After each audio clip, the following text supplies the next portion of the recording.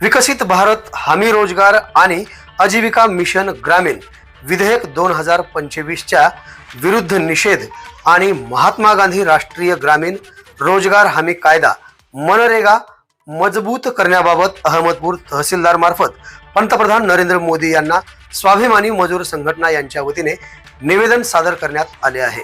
निवेदनात पुढे म्हटले आहे की महात्मा गांधी राष्ट्रीय ग्रामीण रोजगार गॅरंटी अधिनियम 2005 हे आम्हाला काम करण्याचा कायदेशीर अधिकार देतो।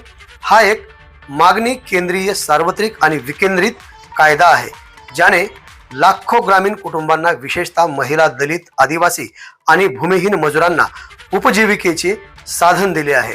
मात्र VBG रामजी अर्थात विकसित भारत हमी रोजगार आणि आजीविका मिशन ग्रामीण 2025 हे विधेयक काम करण्याचा अधिकार काढून टाकते आणि ते केंद्र सरकार नियंत्रित योजना बनवते। कामाचे क्षेत्र, कामाचे प्रकार आणि बजेट हे सर्व दिल्लीतून ठरवले जाईल।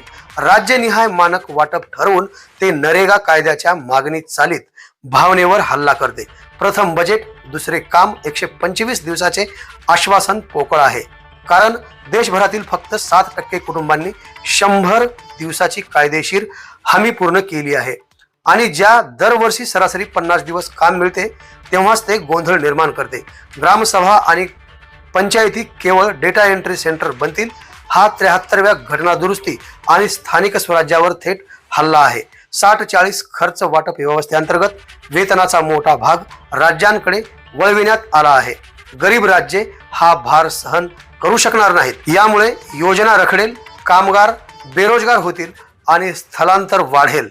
शेती हंगामात मनरेगाच्या कामावर 60 दिवसांचा लॉकडाऊन करण्याची तरतूद ही भूमिहीन कामगार, महिला, दलित आणि आदिवासींवर थेट हल्ला आहे आणि वेतन दर दाबण्याचे साधन म्हणून काम करेल।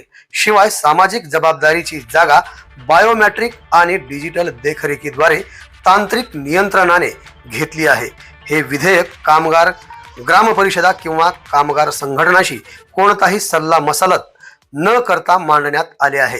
काम करण्याचा अधिकार नाही तर केंद्र पुरस्कृत योजना आहे जी राज्यांकडे निधीची कमतरता भासल्यास लवकरच बंद पडेल। म्हणून आम्हाला मनरेगा कायद्याच्या नावात किंवा त्याच्या कार्यक्षमतेत कोणताही बदल नको आहे। म्हणून आम्ही मागणी करतो की विकसित भारत हमी रोजगार आणि आजीविका मिशन ग्रामीण हे विधेयक तात्काळ मागे घ्यावे, मनरेगाच्या वेतनाचे दर वाढवावे आणि मनरेगाच्या मूलभूत हक्कांवर आधारित स्वरूपाचे पूर्णपणे संरक्षण करावे अशी मागणी निवेदनाद्वारे करण्यात आली आहे। आवाज बहुजनांचा।